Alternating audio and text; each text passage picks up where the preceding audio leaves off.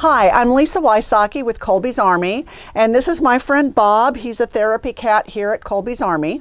And today we're going to read Bears on Wheels by Stan and Jan Berenstain. This is one of my favorite books. So, one bear and one wheel. What do you think about that, Bob, huh?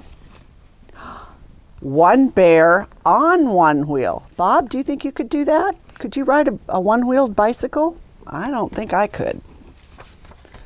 Ooh. Two bears. Two bears on one wheel.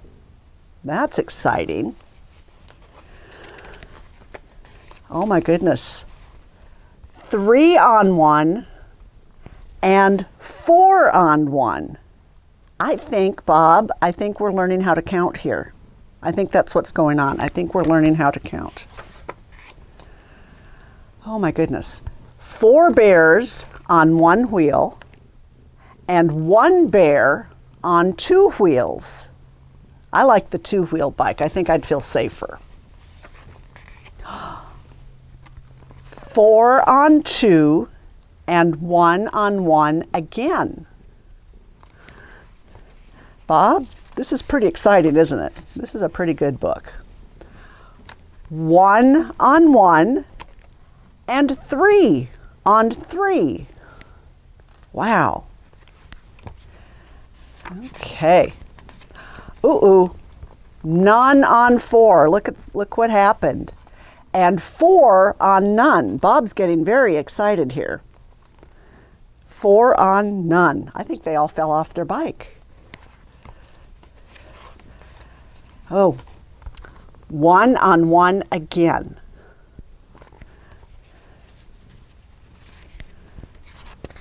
Uh-oh. Five on one. Five on one. I do believe we are learning how to count. Bob, can you count to five? I don't know. Oops. Five bears on one and five bears on none. Wow. Ooh, I like this one. 10 on one. 10 bears on one wheel. That's pretty amazing. What do you think? You like that? I do. Okay. One bear on five wheels. One bear on five wheels. And, oh my goodness, one on five, 10 on one, and 10 on 10. That's a lot of wheels and a lot of bears. Uh-oh. 21 on none. They all fell off. Bob, what do you think? They all fell off their wheels. I hope they're okay. Let's see what happens. Oh. One on one again. And that, my friends, is the end of Bears on Wheels by Stan and Jan Berenstain, one of my favorite books. We are here in our brand new educational herb garden. So an herb is really any kind of food that flavors other food, like salt can be an herb, or pepper can be an herb.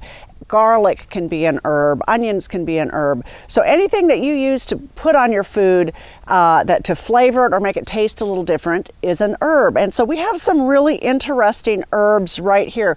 This tall plant right here, or a series of tall plants, is dill, and dill is used to make pickles. You've probably heard of dill pickles.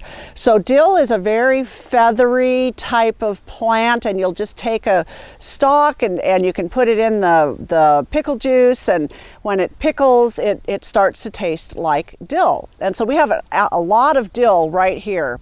We got the idea for our herb garden when we got a grant from the Nashville Herb Society, and we thought, what a great addition to Colby's Army, because we're all about education, we're all about good nutrition, we're all about food and good nutrition and teaching people how to eat more healthily. So the herb garden started that way, and of course those of you who have been out here to Colby's Army know that we're really big on repurposing items. We don't like to have anything go into the landfill. So we got these tires, and we planted all of the herbs in the tires. And the benefit of that is we don't have very many weeds. It's very easy to maintain. We keep the tires out of the landfill. Plus, we painted the top tires a light color because the dark color makes it too hot inside the tire for the plant roots. And that way the plant roots burn up. So inside the tires are white plastic grocery bags, and then we painted all of our tires a variation of a light color, and that helps keep the plants healthy. Now, some of these plants are annuals and some are perennials. And the difference is an annual means that it is only going to grow for one season, and then it makes its seeds and then it dies back and we don't see it anymore. We have to replant it. A perennial comes back year after year after year. So about half of the 55 plants that we have in our herb garden are perennials and half are annuals. This is a really interesting plant right here. This is stevia. And stevia is used to sweeten things. So a lot of you, instead of using sugar, might have stevia on your cereal. Your mom or dad might put stevia in the coffee. And if you pick a leaf, it's really sweet. It really tastes very sweet. And so we have a lot of stevia plants here that we dry the leaves in a little dryer, and then we can sell or give away some of the dried stevia so people can have a lot of sweeteners. Now the herb garden is set up so it's handicapped accessible. We do all of that here at Colby's Army. We're very conscientious of people with disabilities and life challenges, so we can get a wheelchair in here.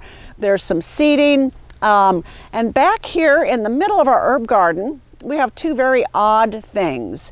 And one of them is a tomato plant. And a tomato isn't necessarily an herb, but it just grew there. It just on its own. Probably a bird dropped a seed and it just sprouted. And those types of plants are called volunteers. And so a volunteer plant is a plant that is very hardy, that is very vigorous, that grows despite all odds, and it's thriving right in the middle of our aisle of our herb garden, but we decided to leave it there. The other plant that we have that's kind of interesting is we have a pepper plant. And you might not think a pepper is an herb, but it is, because it's used to season other foods. And the pepper plant in 2016 was actually chosen as the United States Herb of the Year. So we have a pepper plant in our herb garden. We actually have two volunteer tomato plants. So I hope you can come out sometime on a field trip and see our herb garden in person. We do a lot of field trips here. We go down to the creek, we look at different rock formations, we look at our waterfall, we see different kinds of plants, we have all different kinds of animals. So Colby's Army is a really fun place to come on a field trip. COVID's not going to last forever, so we're hoping that you guys will be out sometime real soon to see our herb garden and the rest of Colby's Army in person. Here at Colby's Army, we have 4 therapy horses, and each therapy horse is specially chosen and specially trained to help people with life challenges learn life skills, learn counting and math and reading and horseback riding skills. And it's really actually very difficult to ride a horse well, and our horses are very well trained to teach kids and adults how to ride horses. You know, the really interesting thing about horses is that they are prey animals and humans are predators. So a predator is an animal such as a dog or a cat or a human who, when push comes to shove, might eat another animal. Like we will eat cows, for example, or pigs. So we're predators. Prey animals are typically vegetarians, and they would rather run from danger than fight. The interesting thing about prey animals is they have eyes on the sides of their head, while predators have eyes in the front of their head. So we can see directly in front of us, but a horse can't. A horse has a blind spot right in front of his face. And so he's going to see on the left and he's going to see on the right. And that's so he has a wide field of vision so he can see any predator that might be coming. Another fun fact about horses is that wherever their ear is pointed at, that's what their brain is thinking about. So if a horse has their ears pointed forward, they're looking at something that's ahead of them far in the distance. If the horse has their ears pointed sideways or one forward and one back, they might be thinking about two different things at one time. So horses are very different from humans. Horses are also measured at the top of their back, right here. We're measured at the top of our heads, but because a horse has a long neck like a giraffe, their head can go up and down. So they're measured right here at the top of their back. This horse is very tall. His name is Braxton, and he's 16 hands. All horses are measured in hands, and a hand is 4 inches. So he's 16.5 hands tall right there at the wither. Our therapy horses are typically older horses. Braxton is 10, he's the youngest horse we have, but our oldest horse is 21, which isn't way old for a horse, but it's getting up there in years.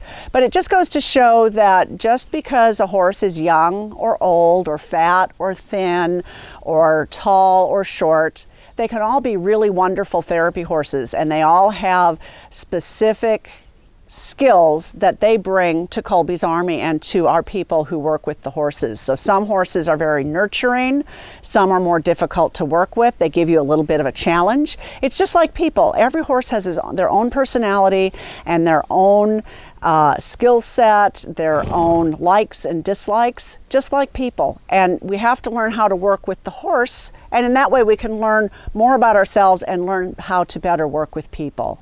So I hope you can come out sometime and learn about Colby's Army and learn about our horses.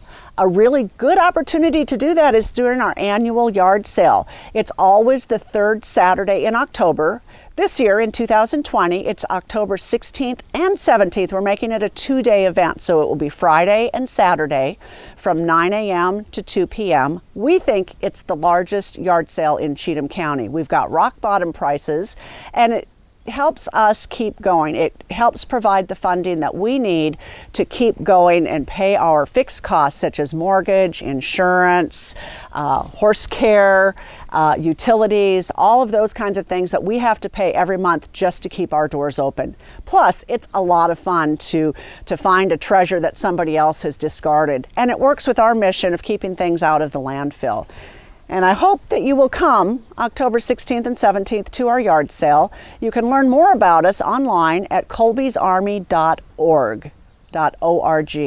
And we hope to see you there. If you come, let me know that you saw us in the video.